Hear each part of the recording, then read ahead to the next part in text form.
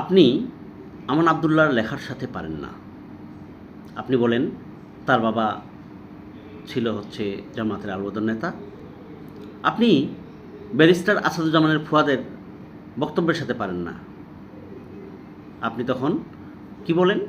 বলেন barrister Asaduzzaman ফুয়াদের certificate ভুয়া। আপনি সাদিকুর রহমানের লেখার সাথেও পারেন না।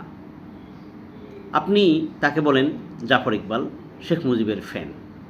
আওয়ামী লীগ মির্জা ফখরুল ইসলাম আলমগীরের সাথে পারত না। তারা কি বলতো জানেন?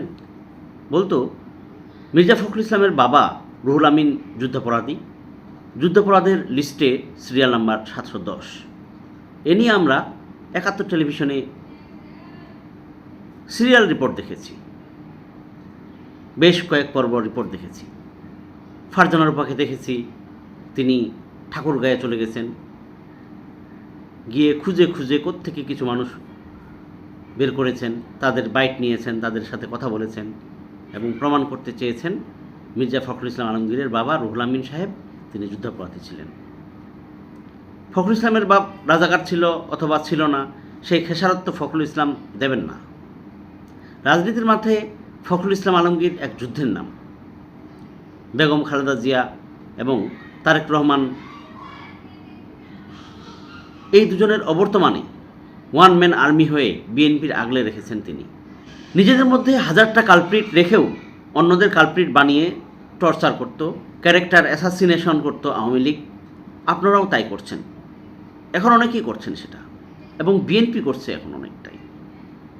পারলে আমান আবদুল্লাহর সাথে তার বর্তমান আলোচনার সমালোচনা নিয়ে দাঁড়ান। ব্যারিস্টার আসাদুজ্জামান ফুয়াদের কথার পিঠে কথা দিয়ে লড়েন। সাদিকুর রহমান খানের এগেনস্টে সাদিকুর রহমান খান হয়ে দাঁড়ান। 1-to-1 ফাইট করেন, পেছন থেকে ধাক্কা দিয়ে ভুল ডিফেন্স খেলেন না। ফাউল হবেন, ইয়েলো কার্ড খাবেন, রেড কার্ড খাবেন, ডিবক্সের মধ্যে করলে পেনাল্টি হবে। সিদ্ধান্ত আপনাদের, কি করবেন। আমরা দেখেছি বিএনপি এবং কিছু এই বিএনপি সমর্থক ছাত্রদল এরা উঠে পড়ে লেগেছে, নানানভাবে নানানজনকে সংজ্ঞায়িত করছেন। যখন শেষ পর্যন্ত পারছেন না, তখন ঠিক আওয়ামী লীগের মতো ঠিক ফ্যাসিস্ট কায়দায় আপনারা বলতে বাধ্য হচ্ছেন, বলছেন ও তো রাজাকার, ও তো যুদ্ধাপরাধী, তার নানাই তো মুখ ছিল। মানে এগুলো থেকে বের হয়ে আসতে হবে। হ্যাঁ, এগুলো থেকে বের হয়ে আসতে হবে। আমরা যদি একটু সুশৃঙ্খল একটা বাংলাদেশ চাই, সুশৃঙ্খল একটা জাতি চাই, তাহলে এই হিংসা, এই রেষারেষি, এগুলো থেকে বের হয়ে আসতে হবে। এটাই আমার বক্তব্য। ধন্যবাদ। আসসালামু আলাইকুম।